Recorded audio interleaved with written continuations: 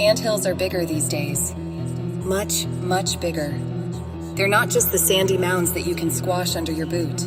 They're colossal, towering structures that blot out the sun and dwarf the ruins of our old world. That's what happens when ants grow to the size of horses and your world becomes a massive colony. I used to be an entomologist, and I was always interested in how ant colonies worked. That was in the past. Now their structured society is no longer a source of academic fascination. It's a survival manual. A small change in the Earth's magnetic field set everything off. At first, it didn't seem too bad. It caused some tech problems, but nothing too bad. The ants then began to change.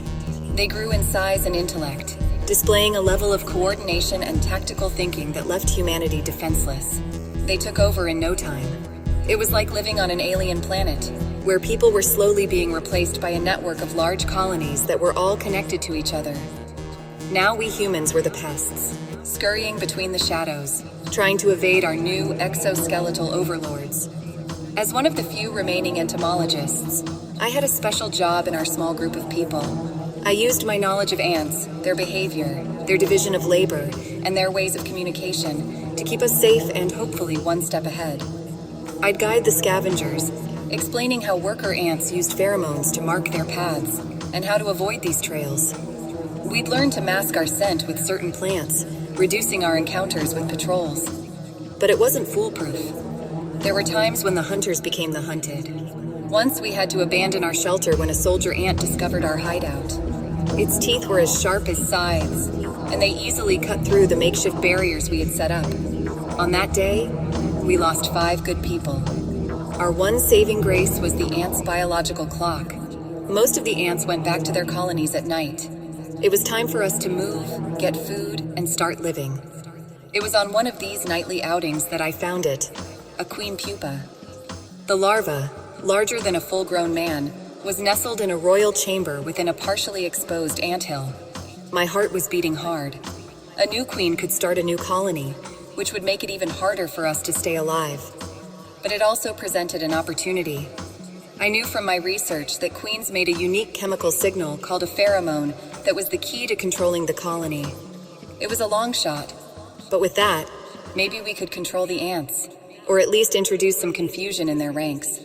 It was scary to get the pupa out, but we did it and took it back to our hiding place.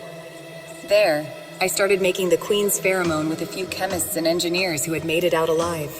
The clock was ticking. We could hear the agitated rumbling of the ants day and night. They were searching for their queen. Finally, we succeeded.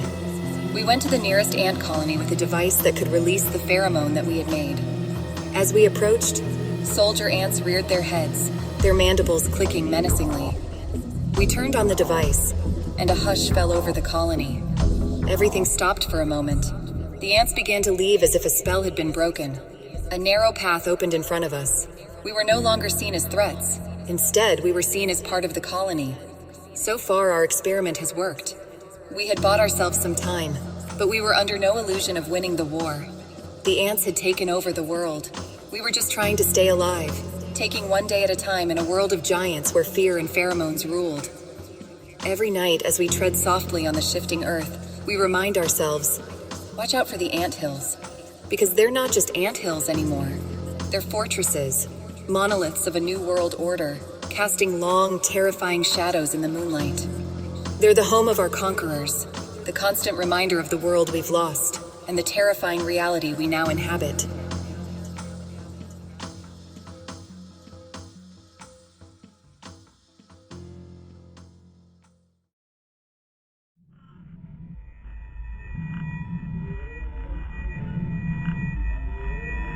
Did you know that there are over 800,000 different species of insects, many of which possess mandibles sharp enough to pierce human skin? Oddly enough, a good number of these use human blood as a prime source of nutrition. Interesting, isn't it? In retrospect, I might have found this fact intriguing. Now it just sends shivers down my spine. My name's Robert, a seemingly average guy with a seemingly average life. That is, until the biting began.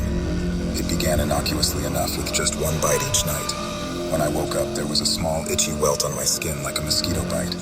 As someone who spent time camping, it was nothing unfamiliar. Yes, it's a pain, but it's nothing to lose sleep over. I'd itch, but I'd ignore the slight sting and go on with my day. But soon enough, one bite became two. It went from 2 to 3. Before I knew it, I would wake up every morning to find fresh red bites all over my body. I used bug spray, put up mosquito nets, and even consulted a pest control service. The bites continued, relentless, as if the creatures that tormented me were resistant to all deterrents. Then I started to notice the strange things. Each bite was in a perfect line, as if deliberately placed by an artist. And the itch? It wasn't just a physical sensation, but something more. Neural, like a fever dream echoing within my skin. These were not your ordinary bug bites. Sleep started to evade me. The paranoia of the impending bites gnawed at my mind. Even though I tried to stop it, the biting kept going on and got worse every night. Desperate, I decided to stay awake one night, hoping to catch a glimpse of my tormentors. I needed to know what I was up against. In the darkest hour they came. It wasn't mosquitoes or bedbugs, but something completely different. They had long bodies and looked like they were glowing in the moonlight that came through my window. Their jaws looked like two dangerously sharp blades with serrations. They came in quietly and bit my skin. I watched, horrified, yet strangely fascinated as they took their fill. The bites were not just feeding sites, they were entry points. As I watched the bugs bite me, I realized that they weren't leaving, but rather dissolving and getting into my skin through the wounds.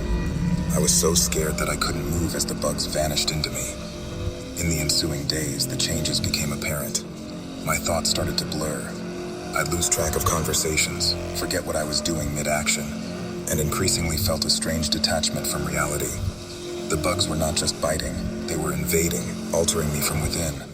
Worst of all, I've started to hear them. There's a constant buzzing in my head that gets louder every day and with every bite. Their voice, their collective consciousness is becoming part of my own. They are inside me, and they share my mind and my thoughts. Yesterday, when I looked in the mirror, I saw an army of spectral insects reflected in my pupils. It was like there was an infestation inside of me. I am a hive, a walking, talking host for these horrible creatures. And what's scariest is that I'm starting to have trouble telling where I end and they begin. All of my memories, fears, and wants are now theirs. I am their host, their home. I don't only get bitten at night, they eat away at me little by little and thought by thought. As each night falls, I feel myself slipping away further into their chittering, writhing darkness. I'm not sure how much longer I can keep going. I am more them than I am myself. So, you ask, do bugs bite? Yes, they do. But sometimes it's not the physical bite that should terrify you. It's the bite they take out of your mind, your soul, your very being. Now, if you'll excuse me, the sun is setting and they're getting restless inside me. Good night.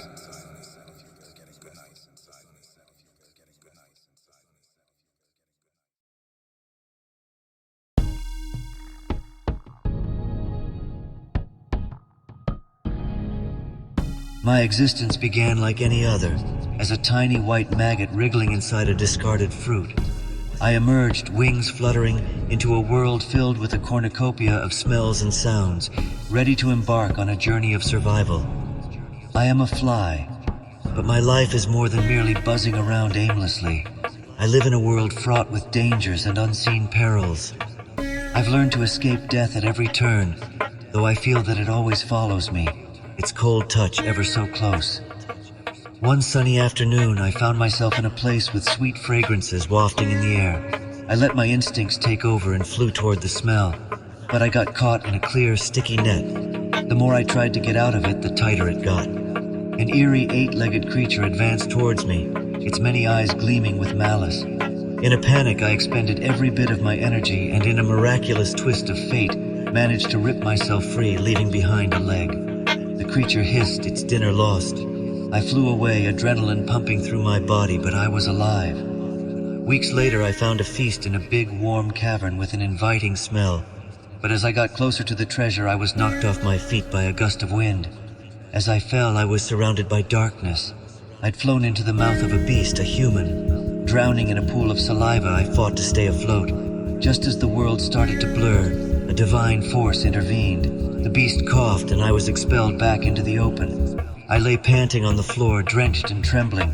Death had closed in, only to retreat once again. Even though there were dangers, I lived, always avoiding death's cold grasp. My life was a series of close calls, moments that made me gasp for air and lucky escapes. My life was a miracle in its own grotesque way. Then, one day, as I sat on a flat white surface, a shadow grew over me.